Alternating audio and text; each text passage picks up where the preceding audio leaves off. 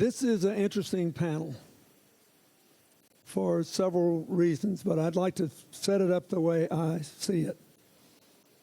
Last year, Mayor Bloomberg asked me to give a speech, and I gave a very brief speech and said, it may be unfashionable, but I still believe we live in an interdependent world with common challenges, and that cooperation is better than conflict, that we have to find a way to get more win-win solutions, and that I believed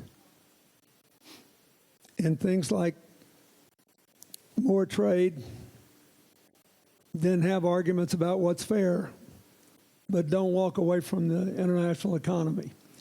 I believed we had an obligation to help each other with our social challenges and our difficulties of being proud of our respective identities and managing our diversity. And I thought we would either achieve, over the long run, inclusive prosperity or none at all, inclusive social solidarity or none at all. I still believe that. So maybe I'm old-fashioned, but I want to betray my deep prejudice in favor of that position. On the other hand, though it was now nearly 20 years ago, I can still remember what it was like to be an elected politician. And there's a big difference in having to deal with the fears, the conflicts, the emergencies of the moment, and, you know, floating above it all and being high-minded. We need both. But these three remarkably accomplished people have dealt with a set of unique challenges that deserve our respect and our attention. So even though we could spend the rest of the time we have repeating bromides about things we all believe, I think it's far more important that you hear from each of them from the root of their own experience. And so I'm going to start with President Ramaphosa. I've known him a long time. He was elected to take South Africa in a new direction. They recently got a bad report. They lead the world in income inequality. Mm-hmm. The report didn't point out that from the time Nelson Mandela became president until 2011, they were reducing inequality. Poverty was going down. Progress was being made. He was elected as much as anything else to root out corruption in South Africa. It's a problem nearly everywhere to a greater or lesser degree, but too much of it can wreck democracy and in the end can even wreck a non-democratic system. But he got elected to make good things happen. So here's what a lot of potential investors are thinking about. Okay, I like this guy, Ramaphosa. He says he's going to get rid of corruption. And he made a lot of money in business. He understands the economy.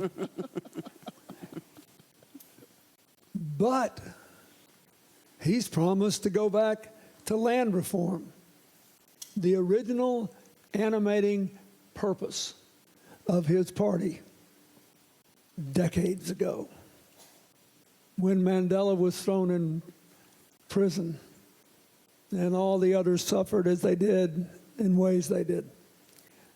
So he's got an interesting take on this, so I want to start with him.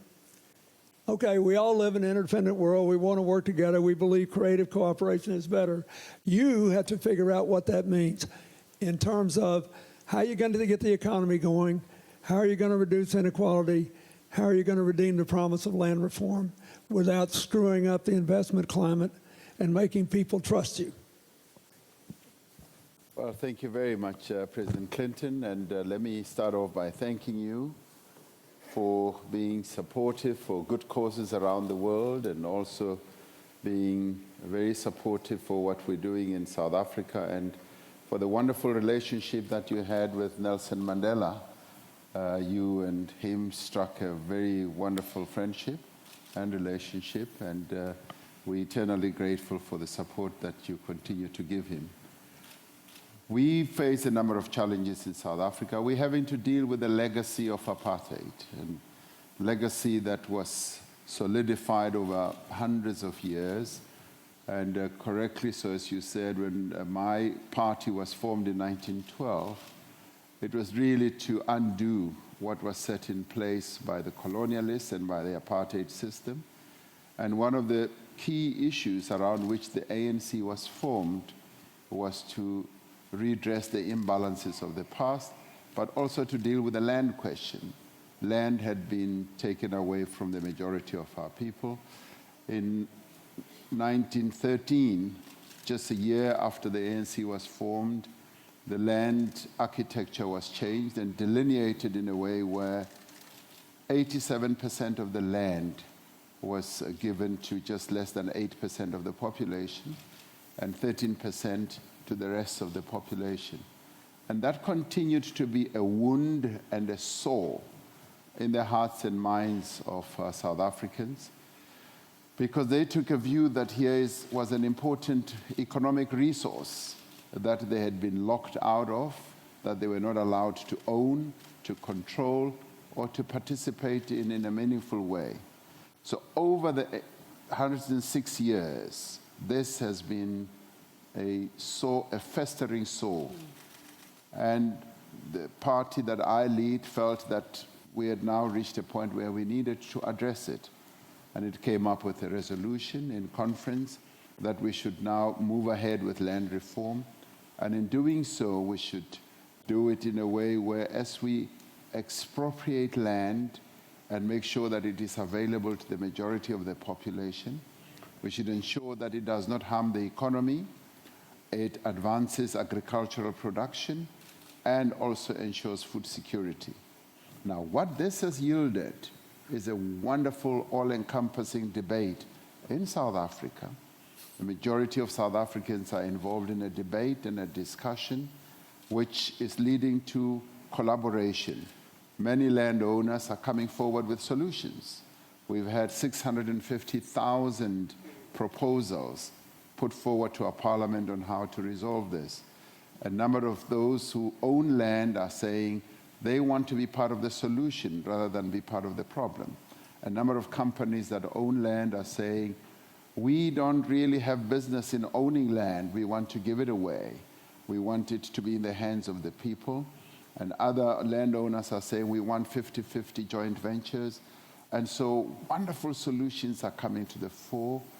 And they are all aimed at ensuring that we get a solution that will lead to cohesion, social cohesion in South Africa, economic growth that will enable our economy to grow when all the people of South Africa are now utilizing the important resource that we have, land, in the best way possible. Now, with that, we think South Africans themselves will come up with solutions like they did when we resolved the apartheid problem.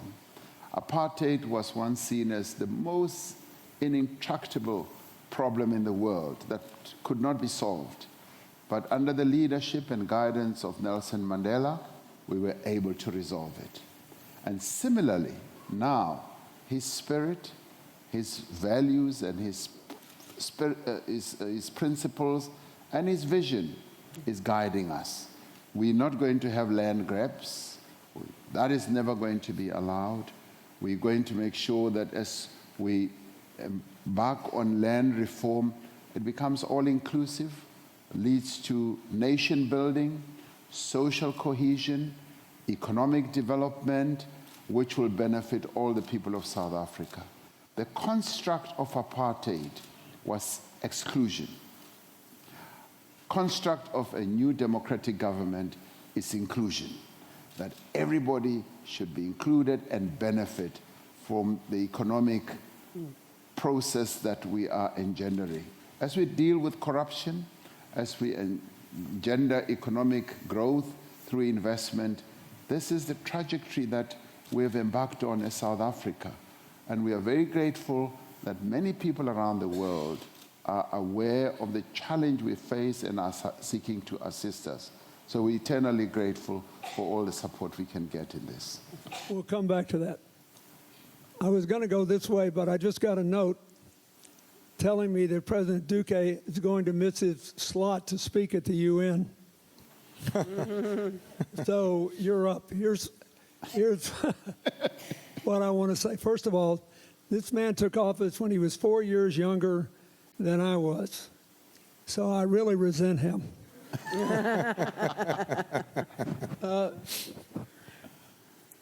Actually, I've been very impressed with the way you've handled this. But brief background for those of you who don't know a lot about Colombia. In 2000, one-third of Colombia, one-third of the whole country was in the hands of the narco-traffickers and the gangs that supported them, which included groups that had once been head of political dissidents like FARC and EL and others. We started Plan Colombia. We gave them money to build up their law enforcement, build up their judicial system, support alternative economic paths, mostly for Colombia, to some extent for their Andean neighbors. President Pastrana was ending his term. President Uribe came in. Then President Santos came in. Within a few years, Colombia belonged to Colombians again. There was a 2/3 reduction in coca planting. The peace process proceeded. Part of the peace process called for a relaxation of the prosecution of in effect, the changes. And guess what? The cocoa production rose again to record levels. He was elected in a difficult environment with a large margin because he offered the promise of a future that was more drug-free, more gang-free, more violence-free, but still more peaceful and inclusive.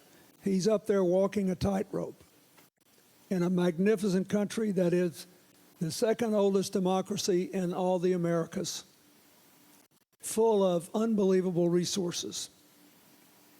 So before you go to the UN, tell them what you want them to know about Colombia and how it's one thing to say you're for peace and inclusion and quite another thing to achieve it when there's an unlimited amount of money coming from narco-trafficking to do everything possible to undermine the future you want to build. Well, thank you, President Clinton, for your kind words. And I must also thank you because when you were President of the United States, you began Plan Colombia. And you did it because you knew that the best way that Colombia could develop was bringing down illegal crops and opening development opportunities. So when Plan Colombia began in 1999 until 2012, we not only reduced illegal crops from 180,000 hectares to 50,000 hectares, but the government and the business climate changed for the positive good of the whole nation. And we became a country that was well recognized worldwide for those achievements, and we brought investment and we expanded the middle class. Now, there was a peace process with FARC in the last years, and it's positive. But what we don't want to suffer in Colombia is a major setback. And what we have seen in the last 5 years is that illegal crops are now higher than the times when you signed Plan Colombia, and we don't want that to continue. So I have said that everybody who's involved in the peace process that is truly going to a reconciliation process, we are going to help them. We want them to succeed. We want the investment to go to the places that violence was present so we can make a change. But we also have to be very clear that lasting peace can only be built with law and order. So if there are people who are going back to criminality, we're going to bring them to justice. It's the only way. But we have also to call for international attention that in order to make that substitution of illegal crops viable and sustainable, we need to have legal crops that have accessibility to the markets we have opened, to the US, to Europe, to Africa, to different places in the world. And that's something that we have to do, and we're doing it right now. Bringing back law and order, but at the same time, creating fair trade, sustainable trade, so that we can have a sustainable substitution of illegal crops. And I built my agenda for Colombia based on 3 pillars: law and order, legality; entrepreneurship, because we want to be a country that is always more business friendly, that is open for small, medium-sized enterprise to keep on growing and innovating. And the third thing is that if we have legality and entrepreneurship, the consequence is equality. And that means closing the gaps, gender gaps, income gaps. And I feel very proud to be the first Colombian president to have a parity, egalitarian cabinet, men and women, 50% men, 50% women. And I also feel very proud that we are mobilizing investment to technology, to agricultural development. And my goal is that by the end of our term, we'll be very close to putting an end to extreme poverty. So those are the challenges we face. I know they're hard, but I know we're going to achieve it if we get the Colombian people to unite in that common purpose, Mr. President. I do want to say, and I think you would agree with this, it's still less violent than it was. Yes, of course. And so the trick is, what happened was they had a peace agreement in which they agreed to basically lay off the rural areas a little bit. And what you said happened. This is one of the things all of you have a challenge. Just think about this.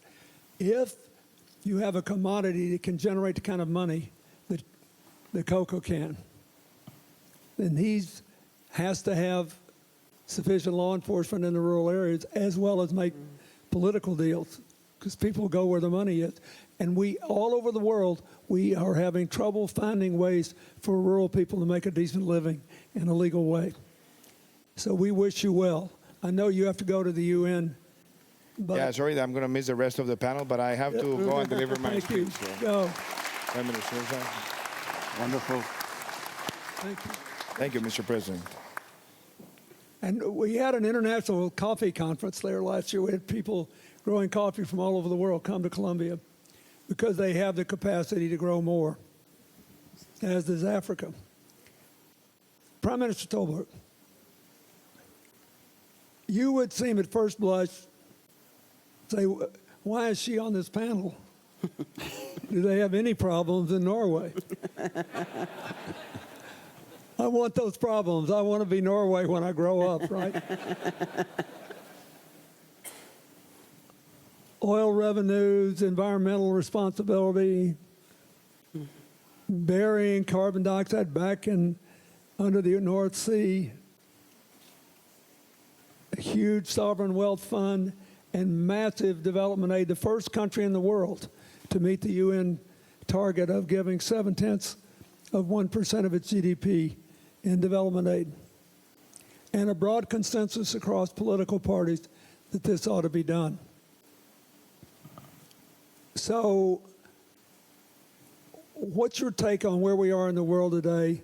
How can we get other people who otherwise think like you to continue to be committed to global trade, global development? And how is your country dealing with the upheaval caused in Europe by the massive influx of refugees, mostly from violence in the Middle East? Well, start off, I know that we cannot produce a history like South Africa or Colombia, but we are maybe more representative of a lot of European countries that are troubled with new types of challenges. I think globalization has been a win-win situation in the world, both for, especially for developing countries, the fact that we have lifted so many people out of poverty. But of course, you have a disparity between what happens for people inside those countries that usually were the part of the global society. Poor people, low income, low education, who now feels themselves threatened. And I think that is the European issue today, to make sure that you have open economy, that you have trade, that you still step forward on globalization, because technology will drive this globalization, whatever politicians are going to say, because the technology now will move that. But how can we as politicians be able to do what we did not well enough the last decade, to make sure that people who feel threatened by the jobs that move out of the country or just are removed by technology, in fact, see some type of future? How can we make sure that we have educational system? How do we make sure that we don't just train people when they're 16, 18, and 20, but start to train 40-year-olds? That's usually when I give a speech, I say, I'm 7 years old. I still learn new things. So why shouldn't we be more invested in? 57-year-old women should work much longer in our workforce, but we have to be invested in for re-education, for training, and to do that. And I think that's to remember that the basis always is to make sure that the people of your country can continue to feel that they measure and they manage their own lives. And I think that's the common challenge. I think if you're a developing country, if you're an industrialized country, everything of that is to make sure that you have that fundamental, that you are focusing on what is the challenge for people to participate and be in control of their own life, to make a livelihood, to make sure that they can have a family. And for example, if you look at Europe, who have had so high youth unemployment for so long, it's going down now. That's one of the big challenges. I know they want us to wrap up, but you have to answer a question because it affects his future. Yeah. Norway has been, as I said, very generous in development aid. They have supported, full disclosure, our foundation's efforts in fighting AIDS, TB, and malaria in Africa, and in promoting climate change initiatives that are economically viable. South Africa has received a lot of that. What do you say in this time of the so-called Brexit mentality about why you did the right thing in supporting investments to help South Africa rise from the largest AIDS burden in the world, now leading the world not only in fighting AIDS, but also tuberculosis, which is now killing more people than AIDS? And they're doing a great job there. So what do you say to people that if they say, why are you doing this? We're all going up in smoke here. Yes. Well, I'm usually saying that for a country like Norway, and I believe for all other countries, we are a global village. When people are hurt in somewhere else, if they are polluting somewhere else, it will affect us. So we need global solutions. And it's, in fact, a high response in Norway. 70% of our voters say that we should use development aid. They might argue that some of the development aid projects is not good enough, is not effective enough, there's too much bureaucracy or corruption, but they are in favor of a system of giving development aid. And I think the results that we have seen through the investment through Gavi for vaccines, on fighting HIV, where Norway has supported quite a lot, I think the results are so convincing. The reason why we have halved the deaths of children from 2000 to 2015 in the world, the first 5 years, it's because we've done these health investments. And this is a story of why we should work together. And that's also why we, for example, have now created with a couple of other countries what we call CEPI, which is an initiative to make sure that we are working on vaccines before we get the illnesses, before we get the epidemics and pandemics. So we have a preparedness for that, which we think is, it will hit us all.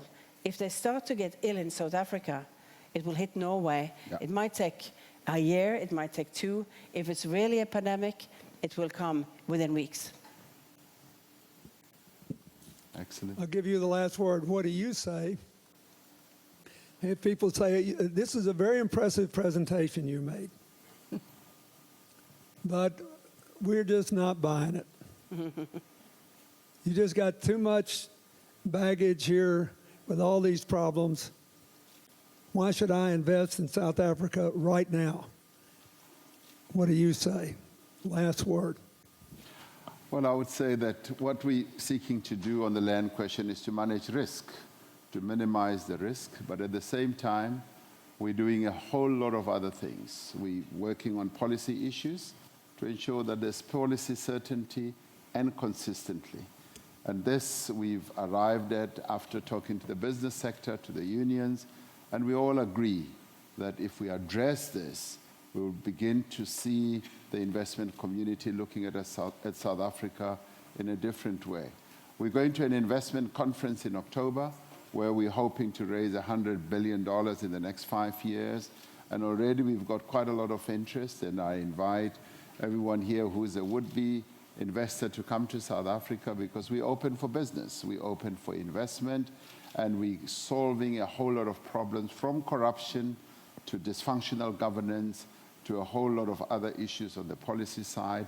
South Africa is being repositioned and repackaged for good investments. We still have great resources that people should get an interest in. So A, we're ready to go, and B, we're open for business. And finally, if you want them to do land reform in a way that does not involve expropriation, which he's promised not to do, then they need to be able to make a living in rural areas, which means they need investment from sovereign wealth funds and wealth generally, and they need social progress. These two people, I think, are quite remarkable in very different circumstances, from slightly different politics. They prove that no matter what anybody else tells you, cooperation works better than constant conflict. And winning in politics and economics and society is not a zero-sum game, it's a positive-sum game in the 21st century. If you have an interdependent world, we are going to have inclusive prosperity and inclusive social policies and inclusive politics, or we're going to spend all our time squabbling over who gets a bigger piece of a smaller pie. That's the larger decision that is behind everything they do. And I think we should support them.